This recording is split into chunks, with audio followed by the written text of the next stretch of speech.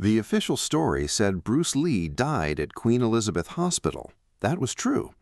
The official story said he collapsed at his home. That was a lie. It took a Hong Kong reporter named H.S. Chow exactly 2 days to find the ambulance log, track down the driver, and get him to talk.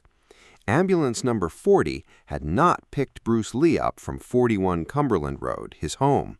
It had picked him up from 67 Beacon Hill Road. The occupant of that apartment was a Taiwanese actress named Betty Ting Pei. Raymond Chow had known this from the beginning. He had decided that the world did not need to know it. This is the story of July 20, 1973, the day Bruce Lee died, and the 50 years it has taken to understand what actually happened. The day began well. Bruce Lee was 32 years old and standing at the exact point he had spent 15 years working toward. Enter the Dragon was finished. The Warner Bros. Co-production that would make him the most recognized person in Asia and eventually one of the most recognized people on Earth was in post-production, scheduled for release in August. The deal had been everything he had fought for: a Hollywood production, a leading role, his name above the title. He had finished it. He had delivered it. He was waiting for it to open.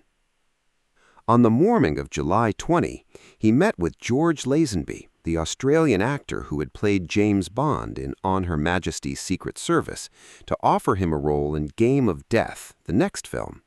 The conversation went well. Lazenby was interested. The next chapter was taking shape.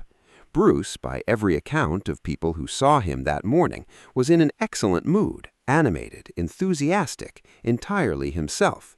A man who could see the next chapter clearly, and the next chapter looked like everything he had been working toward. Linda Lee's account of that morning ended at noon. She was leaving the house to meet a friend for lunch. Bruce was in his study. He told me that Raymond Chow was due to come over that afternoon to talk about script ideas for Game of Death, and that they would probably dine later with George Lazenby, she said. Bruce was his usual industrious self when I left him. That was the last conversation I ever had with my husband. After the meeting with Lazenby, Raymond Chow arrived at Bruce's home on Cumberland Road.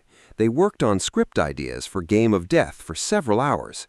Chow later said that Bruce was acting out scenes as he described them, jumping up, performing, demonstrating movements with his whole body, doing what he always did when he was excited about a project. July 20, 1973 was the hottest day of that month in Hong Kong, according to records at the Hong Kong Observatory. The heat was significant. Bruce was active and physical, unable to sweat properly because he had had his underarm sweat glands removed in a surgical procedure years earlier, believing they made him look shiny on camera. The decision had seemed cosmetic at the time. At approximately 5 in the afternoon, Raymond Chow and Bruce Lee drove together to the Kowloon Tong apartment of Betty Ting Pei. The stated reason was professional. Betty was being considered for a role in the new film, and they were going to discuss it with her. Betty Ting Pei was a Taiwanese actress who had been working in Hong Kong cinema since the late 1960s, appearing in Shaw Brothers productions and in Japanese director Umetsugu Inouye's musicals. She came from a distinguished family. Her uncle was Zhang Shuiliang, a general of the National Revolutionary Army, and her grandfather had been the chief police officer of the Beiping Police Bureau. She had come to Hong Kong at 20, joined Shaw Brothers, and built a career across more than 50 films. She had met Bruce through Raymond Chow in 1970.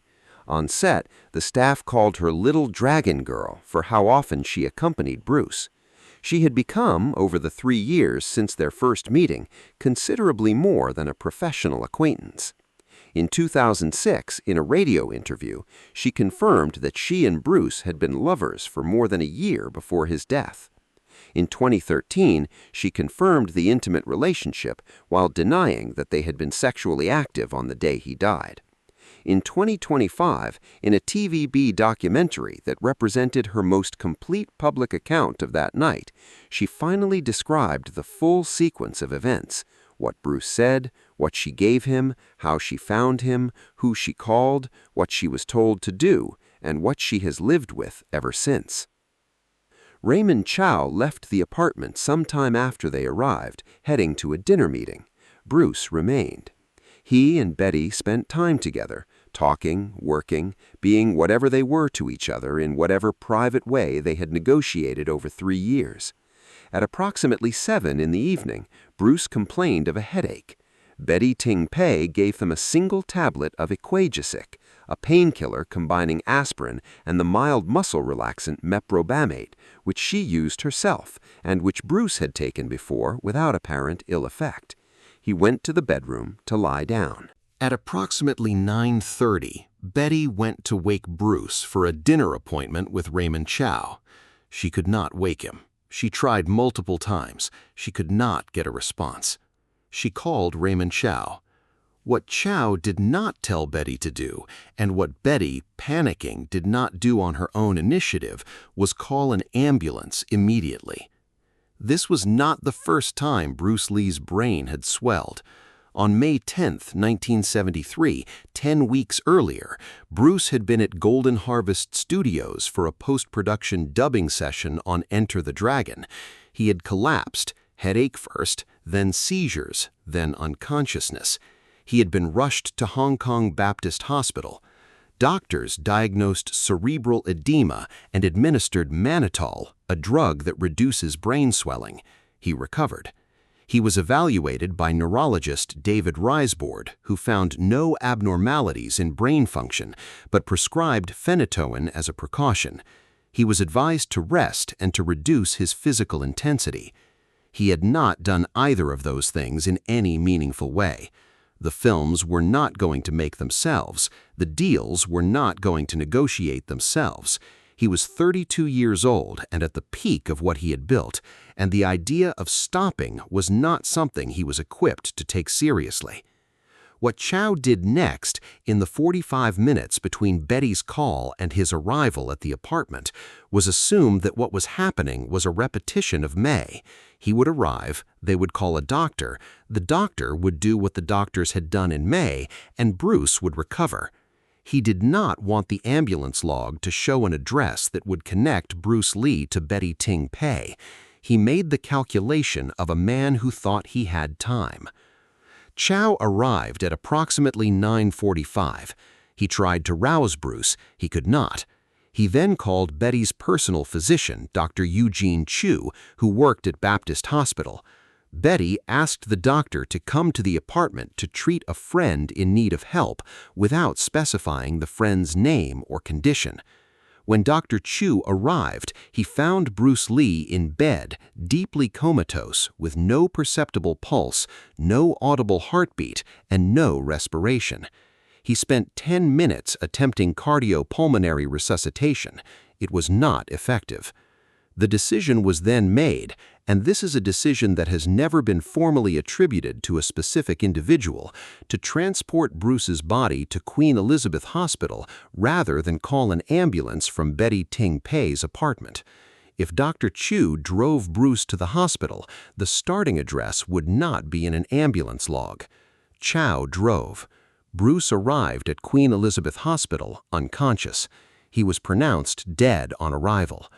The cause of death was subsequently determined at autopsy to be cerebral edema, a swelling of the brain that had increased its weight from the normal 1,400 grams to 1,575 grams, consistent with what had been diagnosed in May.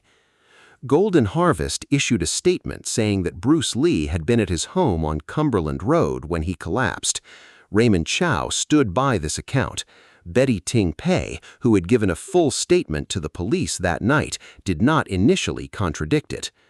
Matthew Polly, in his biography, noted the remarkable consistency between Chow's account and Betty's police statement and observed that this consistency, in the specific circumstances, suggested that some coordination had occurred before the police arrived. H.S. Chow was a reporter who had interviewed Bruce Lee multiple times for the China Mail. When the Golden Harvest statement identified the address as 41 Cumberland Road, something did not match the geography of what he knew about the hospital routes. He started calling hospitals. Every hospital in 1973 Hong Kong maintained a written ambulance log recording pickup addresses. It took him 2 days. He found the log for ambulance number 40. He found the driver. The driver confirmed the pickup had been at 67 Beacon Hill Road. A few more calls identified the occupant of that address. The story broke across Hong Kong's media. 4 English-language dailies and over 100 Chinese-language papers, all competing for the same readership, with a force that reflected both the scale of Bruce Lee's fame and the specific nature of what had been concealed. The tabloids went to the most extreme interpretations immediately. Betty Ting Pei had poisoned him, had seduced him to death, had been a triad agent working on behalf of criminal interests that wanted Bruce controlled, had been the instrument of a conspiracy organized by business rivals.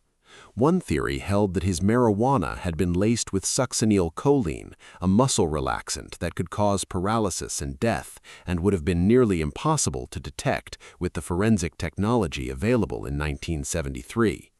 Another held that Raymond Chow had engineered Bruce's death to gain full control of his film projects. A newspaper headline translated roughly as "Betty Ting Pei's fragrant chamber killed the dragon." Andre Morgan, who worked with Bruce and Chow at Golden Harvest, described the atmosphere in terms that remain vivid decades later. The stories were rampant, stories about him dying from an overdose, dying from screwing too much, dying with an erection, dying from being hacked to death by young thugs, poisoned by his servant. There was one story that he wasn't really dead. Betty Ting Pei, who was 26 years old and had not caused Bruce Lee's death in any way that any subsequent investigation established, became the most vilified person in Hong Kong. "I was 26 years old," she said in 2025. "The man adored by millions died in my bed. I became the enemy of the public." The official verdict, cerebral edema caused by hypersensitivity to Equagesic, has been challenged repeatedly and credibly by medical professionals. The challenge is not casual. The official explanation has a specific problem, noted by multiple doctors, including Dr. Don Langford, who had treated Bruce after the May episode. Anaphylaxis, a severe allergic reaction, is almost always accompanied by other symptoms: inflamed trachea, hives, red itchy skin, swelling of the neck and lips. The autopsy found none of these. It found only the brain swelling. And Bruce had taken Equagesic before without apparent ill effect, which makes the sudden fatal reaction implausible as a standalone explanation. A peer-reviewed paper published in the Clinical Kidney Journal in 2022 proposed that the cause was hyponatremia, a dangerous drop in blood sodium caused by the kidney's inability to excrete excess water. The theory is consistent with every known fact. Bruce had been physically active in extreme heat without functional sweat glands. He had consumed significant amounts of fluid throughout the day. He was taking multiple medications, including phenytoin prescribed after the May episode, that could impair the kidney's water processing. He had a low-protein diet that reduced the kidney's ability to excrete water. He had used marijuana, which increases thirst and water consumption. The accumulated effect of these factors was a progressive dilution of blood sodium that caused the brain to swell, the same cerebral edema that had appeared in May and returned in July, this time without recovery. Matthew Polly's 2018 biography proposed heat stroke as the underlying mechanism, grounded in the same meteorological evidence. July 20, 1973, was the hottest day of that month in Hong Kong, and Bruce had been physically active for hours without the ability to regulate his temperature through sweating. Both theories point to the same conclusion: not poison, not conspiracy, but a specific and tragic convergence of vulnerabilities that assembled themselves over one afternoon into something fatal. What is certain is simpler. Bruce Lee woke up on the morning of July 20th, 1973 with a full day ahead and a career at its peak. He met George Lazenby. He worked on a script. He went to an apartment in Kowloon Tong. He developed a headache. He took a painkiller. He went to sleep. He did not wake up. The cover-up lasted 2 days. H.S. Chow and Ambulance Number 40 ended it. What the cover-up was covering, not a crime, not a murder, but a private relationship and a set of decisions made in the hours after a man died, took much longer to come out fully. Betty Ting Pei has said that the trauma of that night still lingers, that she still checks on her daughter at night to make sure she is breathing, that she carries what happened in that apartment every day. She did not kill Bruce Lee. She did not want him to die. She became, for 50 years, the public explanation for a death that had no satisfying explanation, because the public needed somewhere to put its grief and its anger, and she was standing at the address that the ambulance log had been hiding. In 2025, she gave her most complete public account. She was 78 years old. The man who had died in her apartment would have been 84. She described calling Raymond Chow. She described what he told her. She described waiting. She described the doctor arriving to find a man already gone. She described the police arriving at midnight and not telling her whether Bruce was alive or dead. "I became the enemy of the public," she said. "That's not my will, not yours. It's heaven's will." The man himself was not there to hear any of it. He had said goodbye to Linda at noon. He had gone to work. He had done what he always did, acted things out, made them physical, brought his whole body to whatever he was excited about. And then he had developed a headache, taken a painkiller, and gone to sleep in an apartment whose address Raymond Chow did not want in an ambulance log. If this story moved you, subscribe and leave a comment. Did you know it took a reporter 2 days to find the ambulance log that broke the cover-up? Share this video and tell us in the comments, after 50 years, do you think we finally know what killed Bruce Lee?